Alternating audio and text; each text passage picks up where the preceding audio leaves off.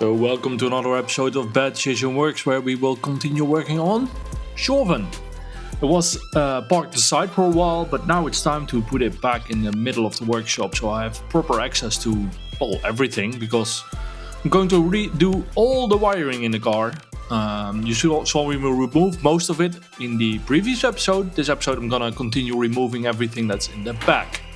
To get proper access, I'm gonna open the flip top, flip hood, flip back shell part, whatever, of Tjorven. For those who haven't seen it before, if I remove the tow hook, I can just flip down the whole rear assembly, as you see me do here. It's hinged on two proper hinges, and I try to keep everything easily accessible. That's since it's a drag and drive car, it's probably gonna break down once or twice during the races, so I need proper access. In the previous episode I removed everything from the firewall, so behind the seats forward. That was like 10 kilos of pure wiring and plastic computer stuff. And here I'm removing the wiring loom that I already kind of separated from the original wire loom, but removed the wire loom that's on the car. Well, a little down the line I'm also going to remove the rear control module from the original S60. Here you see, side by side, left the MaxxECU wire loom and right the original wire loom, which is already like cut down to almost a bare minimum. Yeah, and this is the rear module. Has to go. I welded the original bracket to the frame, just cut it off, and it is gone.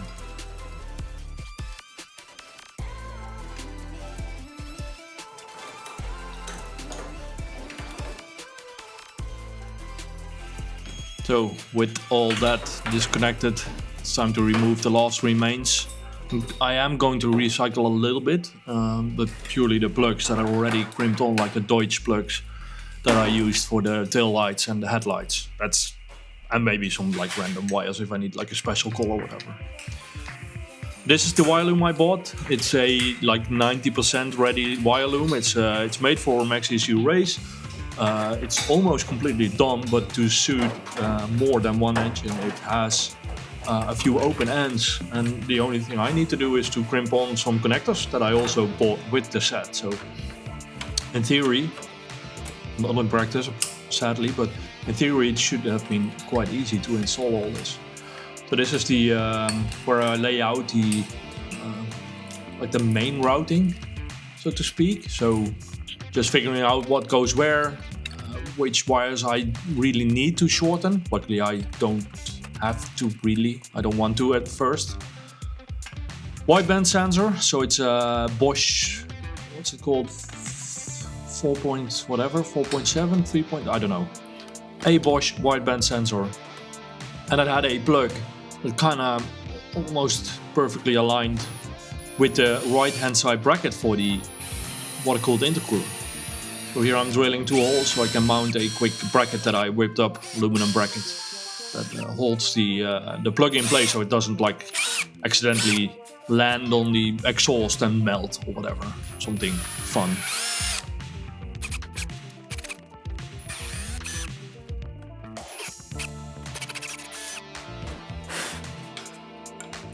There's a little bracket made of what's it, like 2 mil aluminum, 2 mil thick, super simple.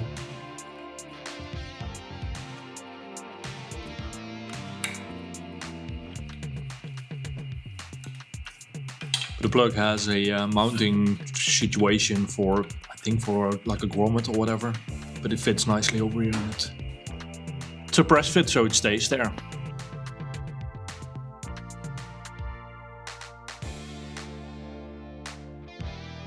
With the wire loom I also bought a full set of 5 new coil-on plugs. So I removed the original ones. Those are known to be a little bit shaky, and also they're like 22 years old, so yeah, it's good to replace them.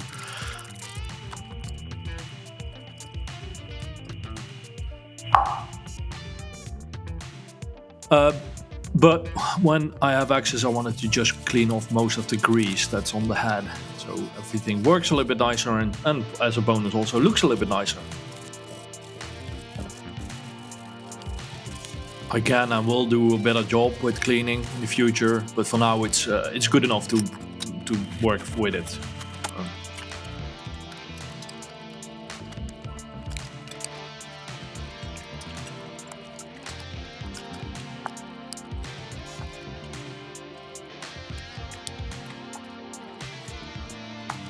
With the engine part, like all necessary sensors and stuff installed, the next big step is to get power to the MaxxECU. And since everything's gone, I have to like redo everything. And that all starts with like going from the battery to the rest of the car. And first you go from the battery to the main emergency switch. Didn't want to have that like in the middle of the car. Also not on the dashboard, to minimize the length of wire that I need for everything, because this is the, I don't know, it's like 35 or 50 mil gauge wire, which is pretty hefty. So I figured out the spot like on the left side of the driver's seat was easy to reach. You just reach behind you in case of an emergency, and that's where I'm gonna switch on and off the power if needed. So it's just a very short lead. I think it's maybe 1.5 meters. I don't know how many feet that is. Is that 5 feet?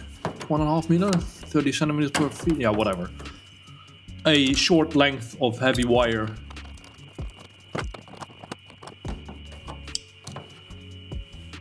Here I thought I was going to route it like over the engine bay, but I'm gonna route it down on this little lip that you can see in the top of the screen. But new wire, well, it's not new wire, it's actually the original wire from an S60, which runs from the front to the back of the car, where the battery is located in an S60 or any other P2 models. So I had to crimp on some connectors. I don't have the official tool for this, because I don't do this like super often, and this will do. This is perfectly fine for my application. Wouldn't do it for customer work, but for the Tjorven, it's fine.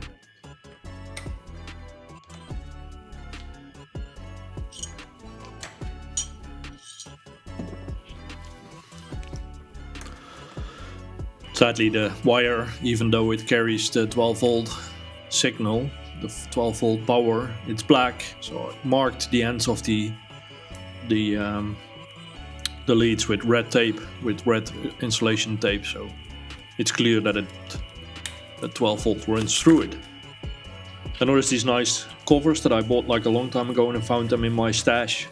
I'm going to use. I had to cut them open to be able to use them, because they're way too tight for this wire gauge. But this is one of the things you don't need to remove often, so it's perfectly fine. Just hold it in place with a zip tie, and that's fine. Then it's fine. But then, to minimize the amount of thick wire, I decided to make a junction point where this thick wire divides into 3 wires, each 10 mil gauge, which is still quite heavy. I don't know how big the amperage is from the top of my mind, but it can carry quite a lot of power.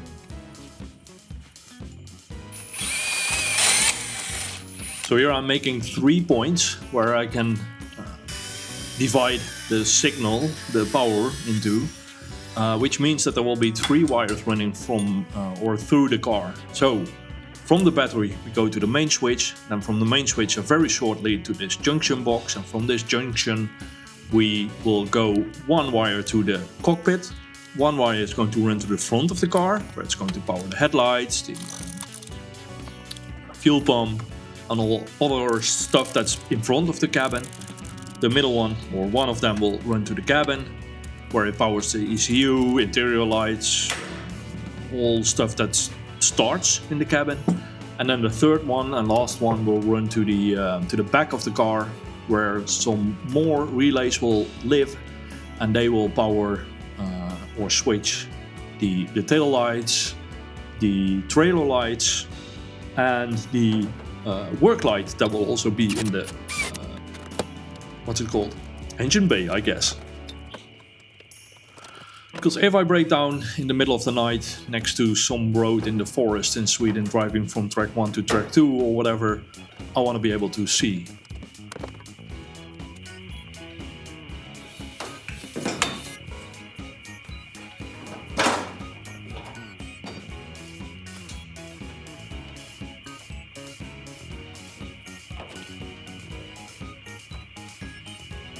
Here's the zip ties I promised.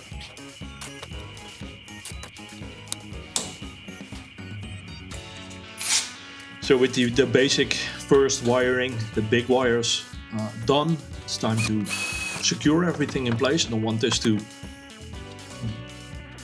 tangle or like hang around and cause any issues in the future. So it's going to be mounted to some glass fiber parts of the car where it can't do any harm.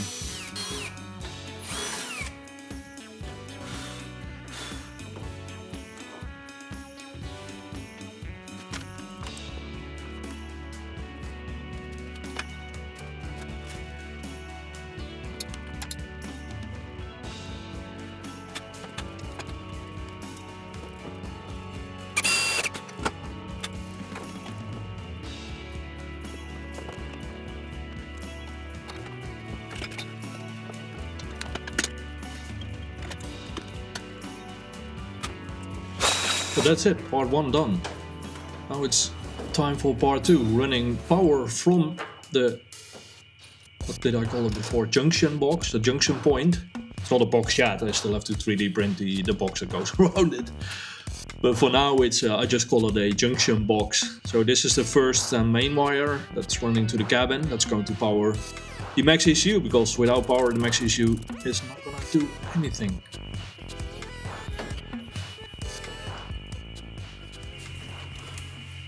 Okay, so the relay box is now wired up.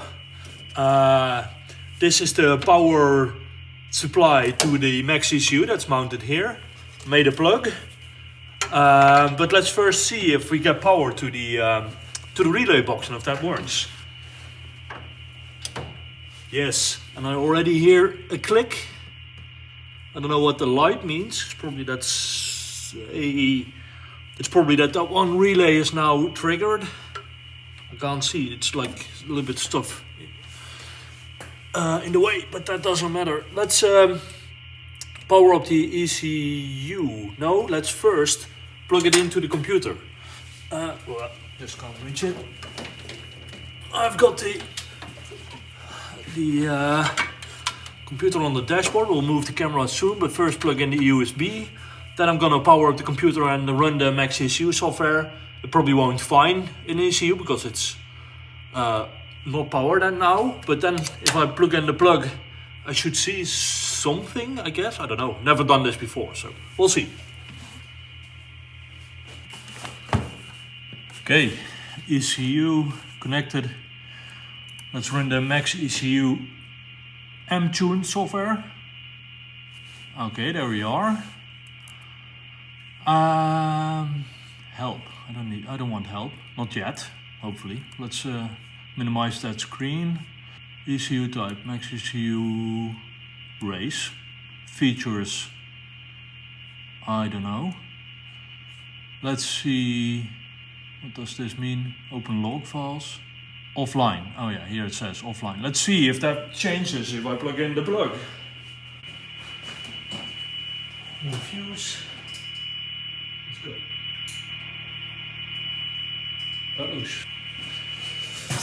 MaxxECU firmware update. So it found it. That's good. That's one thing. Yes, update. Close. ECU busy. ECU online. But there is values on my screen. Okay, great. Great success.